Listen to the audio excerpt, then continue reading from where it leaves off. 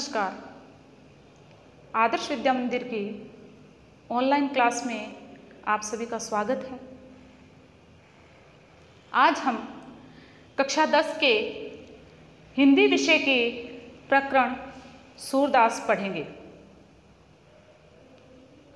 पिछली कुछ online classes में हमने सूरदास के जीवन परिचय के बारे में और उनके सूर सागर महाकाव्य के भ्रमर गीत प्रसंग से लिए गए कुछ पद्यांशों की हमने व्याख्या देखी। भ्रमर गीत में भगवान श्री कृष्ण के परम मित्र उद्धव और गोपियों के आपसी वार्तालाप का अच्छा वर्णन है।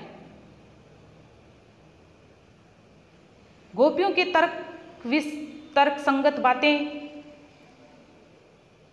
और उद्धव के साथ किए गए अनेक प्रकार के व्यंग्यात्मक तर्कों की व्याख्या है। उसी क्रम में आज हम सूरदास के सूर सागर महाकाव्य के भ्रमर गीत प्रसंग के एक पद्यांश की व्याख्या देखेंगे। इस पद्यांश में गोपियों का भगवान श्री कृष्ण के प्रति अनन्य प्रेम प्रकट हुआ है। भगवान श्री कृष्ण जब ब्रज को छोड़कर मथुरा चले जाते हैं और वहां से अपने परम मित्र उद्धव को संदेशवाहक के रूप में भेजते हैं, तो उद्धव और गोपियों के मध्य जो भी वार्तालाप होता है इस पद्यांश में उसी का वर्णन है। इस पद्यांश के माध्यम से गोपियां भगवान श्री कृष्ण के प्रति अपना अनन्य और अटूट प्रेम प्रकट कर रही हैं। उद्धव जी उनको भगवान श्री कृष्ण को भूलकर योग साधना का संदेश देते हैं कि आप भगवान श्री कृष्ण के प्रेम को भूल जाइए, क्योंकि भगवान श्री कृष्ण आपको भूल चुके हैं। उद्धव के इस बात को तर्क संगत उत्तर देते हुए गोपियां उनकी योग साधना को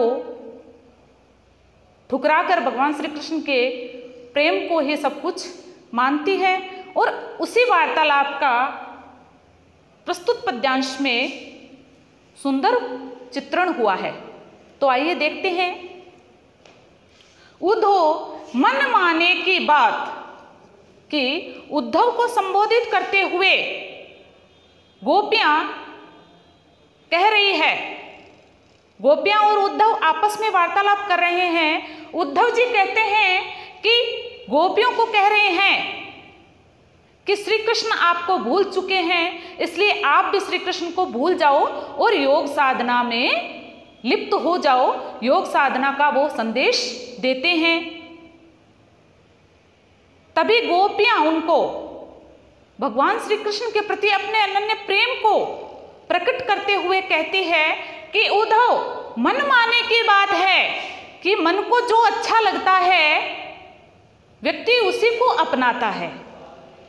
कि हे उद्धव, अपने मन के मानने की बात है। मन माने कि मन को जो अच्छा लगता है या मन को मानने की बात है। उद्धव, तुम्हारे कहने से हम कृष्ण को कैसे भूल जाएं? वो तो मन के मानने की बात है। हमें भगवान श्री कृष्ण अच्छे लगते हैं तो हम किसी भी स्थिति में उनको भूल नहीं सकते।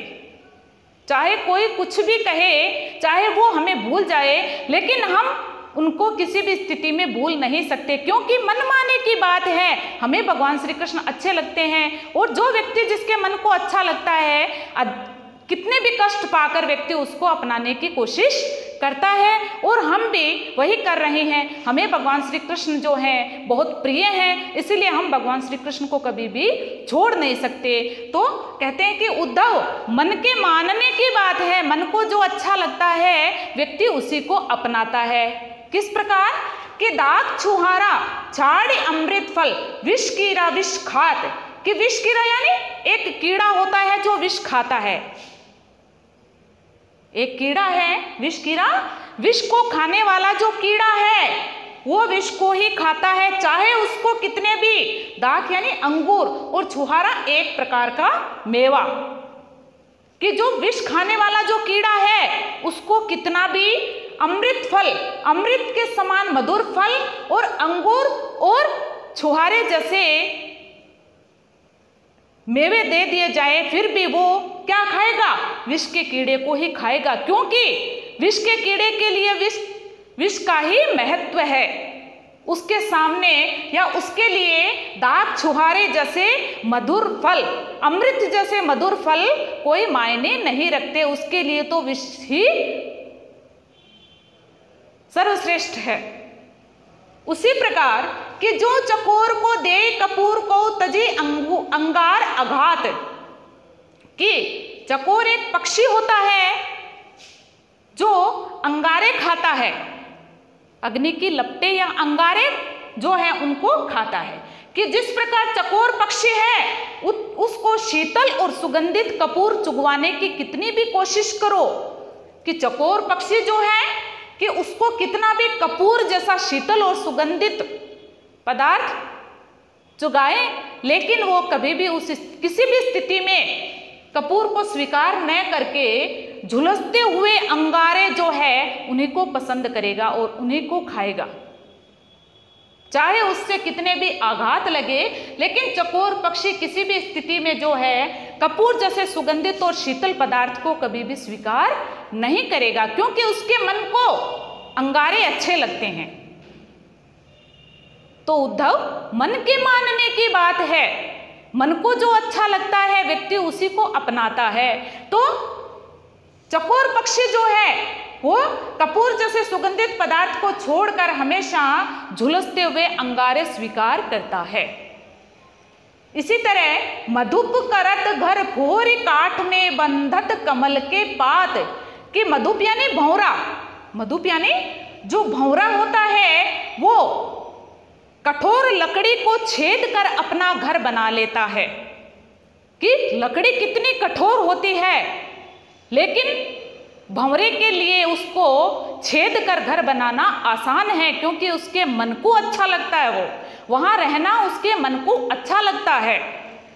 तो जो भंवरा होता है करत घर फोर काठ में, कि कठोर लकड़ी में भी वो छेद कर अपना घर बना सकता है, लेकिन बंधत कमल के पात, कमल की कोमल पंखुड़ियों के पत्तों में, पात यानी पत्ते या पंखुड़ियां, कि कमल के कोमल पंखुड़ियों में वो बंध जाता है, उससे नहीं निकल पाता।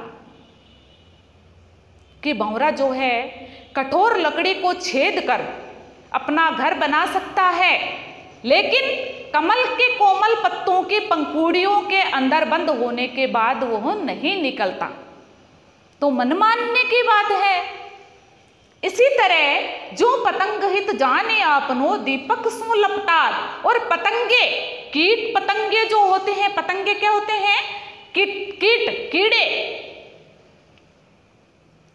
प्रकाश के ऊपर फैलने वाले जो कीड़े होते हैं पतंगे, वो हमेशा अग्नि की या दीपक की लपटों में, दीपक सो लपटात, दीपक की लपटों में लिपट जाने में अपना हित मानते हैं, चाहे वो वहां जलकर मर जाए या भस्म हो जाए। लेकिन अपना हित बार बार उनको पता है कि अग्नि की लपटों के पास जाने से वो जल जाएंगे, भस्म हो जाएंगे, फिर भी कीट पतंगे दीपक की लो के पास ही जाएंगे, क्योंकि उनसे दीपक की लपटों से पतंगों को, कीट पतंगों को अनन्य प्रेम है, उनका मन उसमें लगा हुआ है, चाहे उसमें वो जलकर भस्म हो जाए। लेकिन दीपक की लो की जो लपटें होती है उसमें जो कीट पतंगे हैं वो जलकर भस्म होना भी अपना भला मानते हैं, क्योंकि उनका मन उस दीपक की लपटों में लगा हुआ है, उसके साथ उनका अनन्य प्रेम है।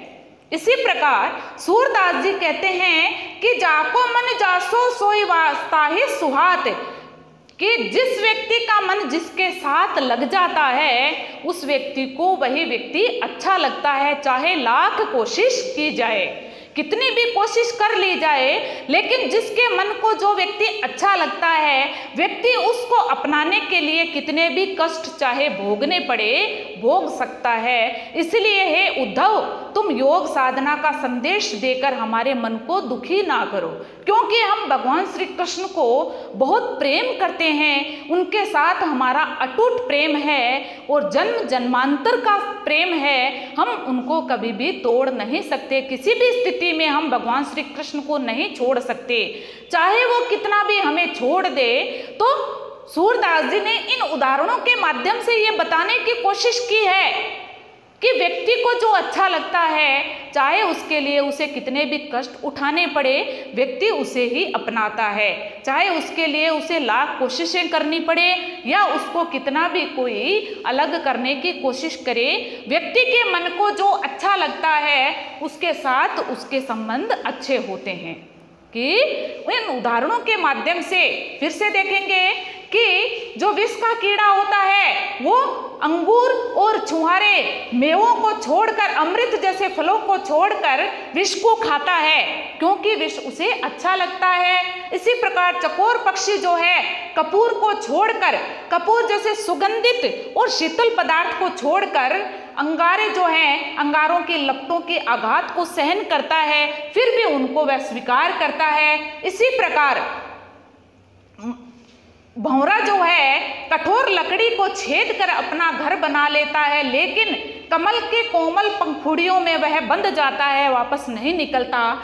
और जिस प्रकार कीट पतंगे जो है दीपक की लपटों में जलकर भस्म होने को ही अपना हित मानते हैं, सूरदास जी कहते हैं कि जिस व्यक्ति को जो अच्छा लगता है उसके साथ वही मन को भाता है या उसका मन उसी के साथ लगा रहता है।